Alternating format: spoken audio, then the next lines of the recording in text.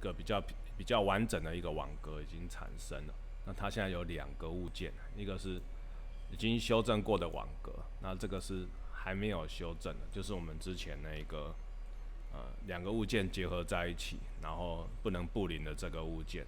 这个物件它要做很多东西都会失败，所以我们干脆把这个物件做删除，好，按删除，我们就留下这一个完整网格的。虽然它还是有点怪怪的，但是它是完整的网格，而且它非常的合理。不过网格的方向不太对，所以我们再来修正它一下。而且网格有细的，有细有密，然后也有粗的，这样不好。所以我们就按一下 Tab 键，将修改器打开。这里有修改器，打开之后，我们把它使用重设网格，点一下，好，我们就可以选择我们要多大的解析度，5就很大了，啊，6更大，7更大。如果设到8、9、10以上，可能电脑跑得慢会宕机，所以我们设到6差不多。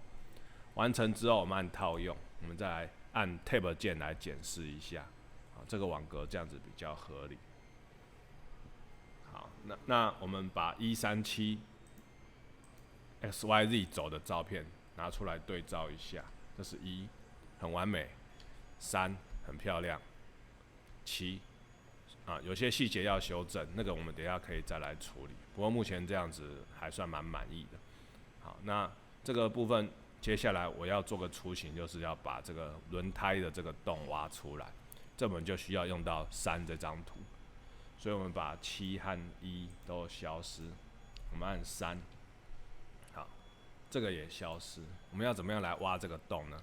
当然就是使用布林。好，那我们来绘制这个曲线，我们可以使用刚开始第一课教的技巧，就是网格，添加一个，现在是在编辑模式，所以没这个功能。我先按成物体模式，添加一个曲线，倍支，我看不到，不是太大就是太小。我试试看0.1，还是看不到。另外一个问题就是它可能平躺在我们的视线上，啊，在这里。平躺呢，因为没有厚度，所以很难观测，所以我们将这个世界改为检视，我们就会看到它了。好，按 Tab 键，好，太大了，就 S 小一点，好，小一点再来绘制会比较方便。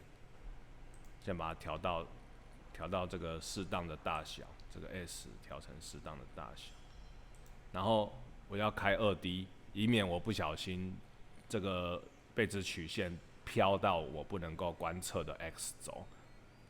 在这个画面我是看不到 X 轴的变化，因为就是远近，但是我们的电脑并不会显示出那种很明显的远近，因为我们电脑其实毕竟是2D 的去模仿3D， 所以我们就必须要开曲线，将3D 的曲线改成2D 曲线，这样才不会不小心画歪。这个我在之前有介绍。好，那接下来我们就开始画图了。这个我也可以用少一点的点，但是用多一点的这个控制点来达成。R S R S R， 这边要 G 往中心偏一点点，它不需要那么强烈的力量。好，R G， 好，绘制到这边之后就随便了，因为我们只是要拿来做布林，最后这个也是不要用的。好，完成之后按 Tab 键，啊，这里有不太好，我这里修一下好了，点一下，好，这个力道太大了 ，G R G G， 好，这样子可以。好，完成之后，我们进入物体模式，将这个物体转换为文字的网格，曲线变换表面。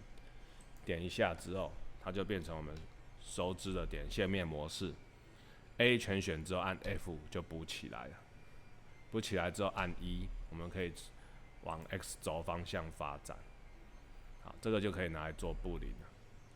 我们将这个打开来看，好，然后这个跳回物体模式，我们按 G、X， 我们可以让它在 X 轴移动。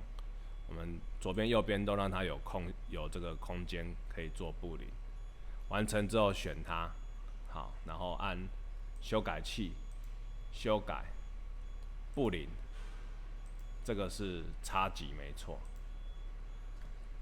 选主体去插级客体，客体就是做客的，到时候我要把它删掉，点一下按套用，这个我就可以把它删掉了。好，这个就很漂亮，1、3，非常的精准。好，那后轮胎就是一样的使用方式。